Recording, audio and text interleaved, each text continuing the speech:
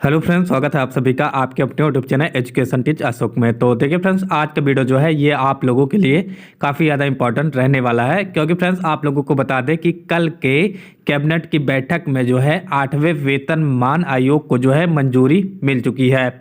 और देखिए फ्रेंड्स, इसके साथ में आप लोगों को बता दें कि कल के कैबिनेट की बैठक में जो है जितने भी पेंशन धारक हैं इन सभी लोगों के पेंशन में 34% की बढ़ोतरी का भी ऐलान कर दिया गया है।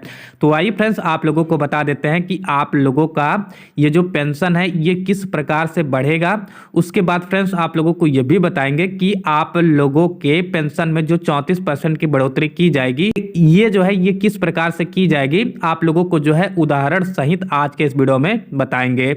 और देखिए फ्रेंड्स, आप लोगों के इस पेंशन में 34% बढ़ी हुई पेंशन का लाभ कब से मिलेगा इसके बारे में भी जो है आज के इसी वीडियो में बताएंगे।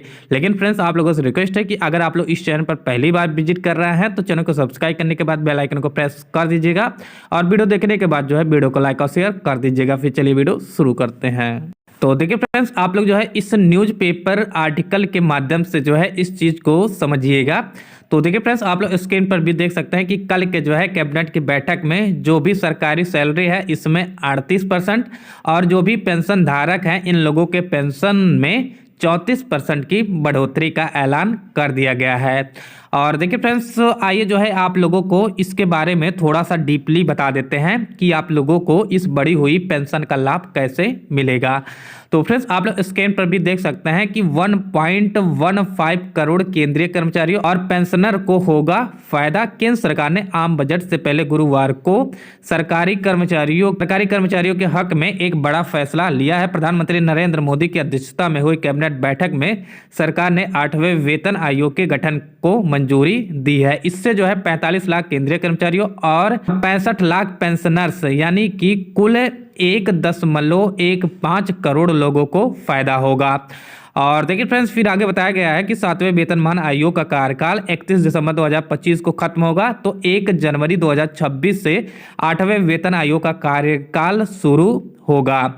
कैबिनेट के फैसलों की जानकारी देते हुए सूचना और प्रसारण मंत्री अश्विनी वैष्णव ने बताया कि यह सुनिश्चित करेंगे कि 7वें वेतन आयोग का कार्यकाल पूरा होने से पहले ही जो है नए वेतन आयोग की सिफारिशें मिल जाए।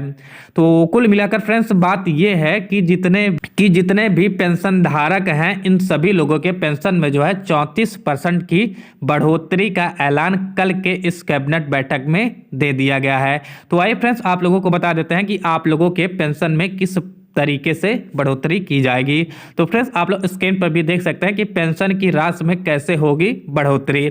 6वें वेतनमान में जो आप लोगों का पेंशन था इसमें जो है 14% की और 7वें वेतनमान में 23.66% की बढ़ोतरी की गई थी। और इसी फार्मूले के आधार पर जो है इस बार यानी कि 8वें वेतन आयोग के अंतर्गत जो न्यूनतम पेंशन है ये आप लोगों का 34% तक बढ़ेगा।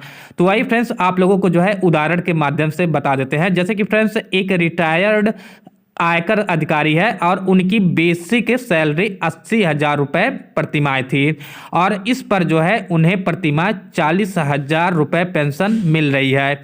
यानी कि फ्रेंड्स आप लोगों को ये चीज़ें जानकारी होगा कि जब आप लोगों की रिटायरी होती है तो आप लोगों का जो अंतिम वेतन है उसी अंतिम बेसिक वेतन का जो है आप लोगों को 50% सैलरी दी जाती है।